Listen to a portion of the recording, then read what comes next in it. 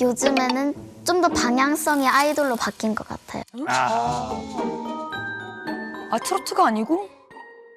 롤 모델이 제 BTS거든요. BTS처럼 외국에서도 유명한 사람.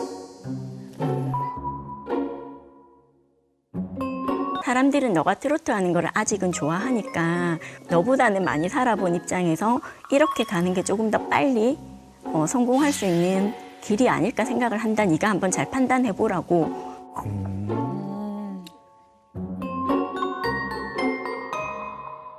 일단 인지도를 쌓는 게 중요하다라는 얘기를 먼저 하거든요.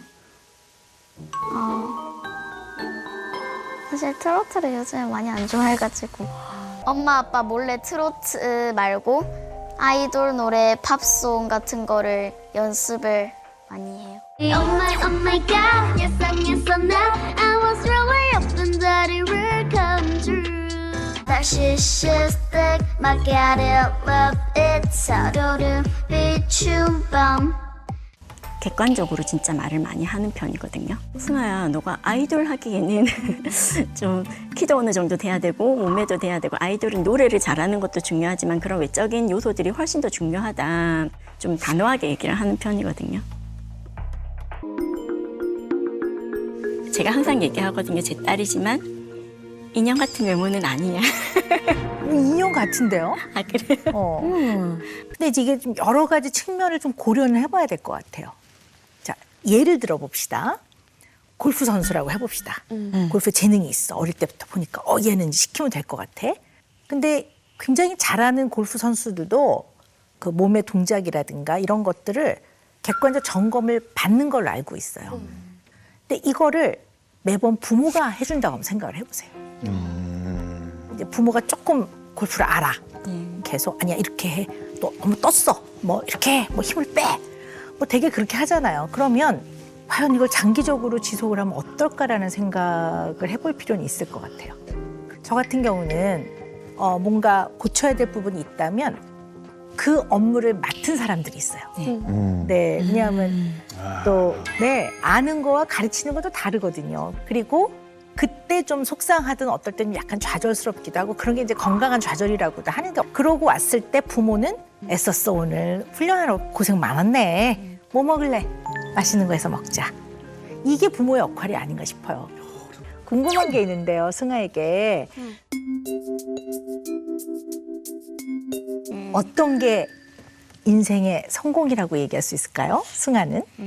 이제 인물을 빗대어서 말하자면 BTS 같은 이제 외국 사람들한테도 좀 인지도가 있고 그리고 선한 영향력을 주는 게 성공이라고 생각을 하는데 가장 집중적인 건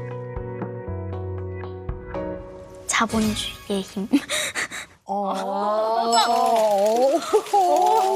중요한 또. 아주 현실적인. 결국 승아가 생각하는 성공은 유명해지면서 돈을 많이 버는 거네. 그죠? 그거네. 그러니까 사람들한테 그래 좋은 의미로 선한 그런 방향으로 유명해지는 거 너무 좋은데 유명해지는 거에만 몰두를 하게 됐을 때는 또 다른 어려움이 생긴다는 얘기예요. 유명해지고자 하는 거에 나쁘다는 얘기가 아니라 그거 자체가 목표가 되면 안 될 것 같아요. 유명해지는 게 목표가 되면 안 될 것 같아요. 그러니까 이게 목표가 어떤 직업을 갖느냐가 아니라 나는 어떤 사람으로 살고 싶은가를 생각해서 그것을 이뤄나가는 데에는 접근 방식이 되게 다양하잖아요. 선생님의 개인적인 얘기를 하자면 나는 사람들한테 도움이 되는 사람이 되고 싶었어요. 어릴 때부터. 그러면 사람들한테 도움이 되는 일들은 굉장히 많아요. 의사가 돼서 뭐 아픈 사람들을 치료하고 돕는 일도 어떻게 보면 다른 사람들에 도움이 되는 직업적 활동을 하는 거고요. 그러니까 좀 더 큰 의미로 나는 어떤 사람으로 살고 싶은가에 대한 생각을 먼저 해봐야지 직업을 먼저 결정하는 거는 굉장히 위험한 생각이에요. 저는 약간 아까 어떤 우려가 살짝 됐냐면 유명해지고 돈을 벌기 위해서 트로트가 좀 더 효과적인 방법이야, 효율적인 방법이야, 아니야 아이돌이야. 이렇게 가면 안 될 거란 생각이 드는 거예요.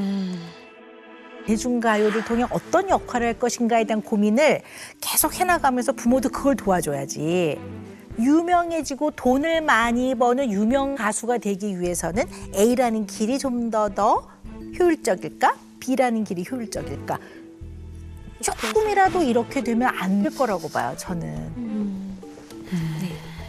뭐 승아뿐만 아니라 요런 이제 요 나이대 아이들 그리고 또 어떤 분야에 조금 재능이 일찍 보이는 아이들을 대할 때 부모가 굉장히 조심해야 되는 부분인 것 같아요.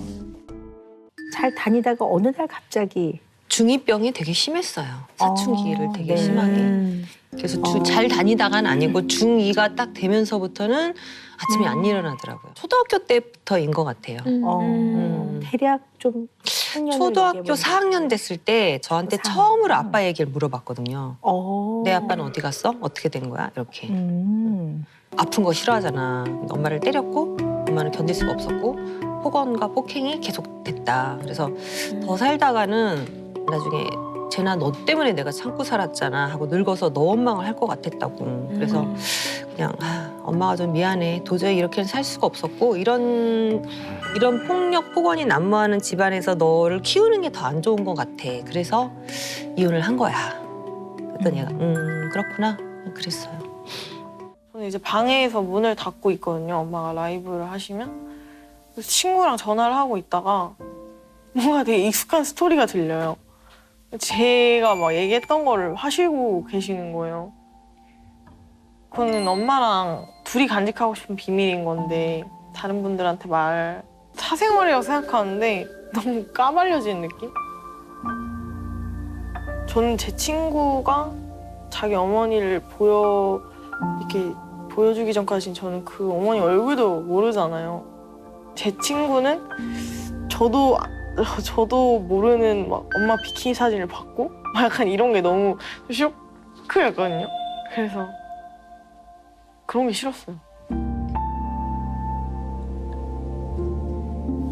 뭐 엄마가 저러니까 딸이 저렇지 뭐 약간 이런 게 그게 제일 싫었어요. 약간 좀 감정이 격양되시면은 살짝 막말하시는 거였는데 그냥 막 넌 너네 아빠랑 똑같아 막 이런 얘기 같은 거.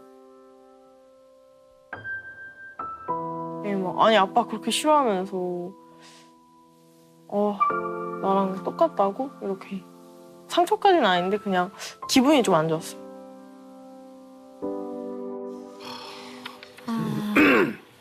우리 재나이 뭐 굉장히 좀 덤덤하게 얘기는 하고 있는 것 같지만 마음의 상처는 꽤 깊어 보입니다. 어떻게 보셨어요? 꽤 깊은 건가요? 맨날 듣던 얘기니까 좀 슬프지. 그래. 엄마하고 제나하고 되게 가까워요. 네. 그리고 이야기도 많이 하는 것 같고요. 우리 흔히 말하는 친구 같은 찐친이죠. 네. 친구 같은 엄마 네. 딸. 네. 그런데 엄마는 엄마의 위치에서 해야 되는 역할이 있거든요. 언제나 말씀드리지만 엄마는 엄마의 위치에서 줘야 하는 사랑이 있어요. 제나가 그렇게 느끼지 않는 것 같아요.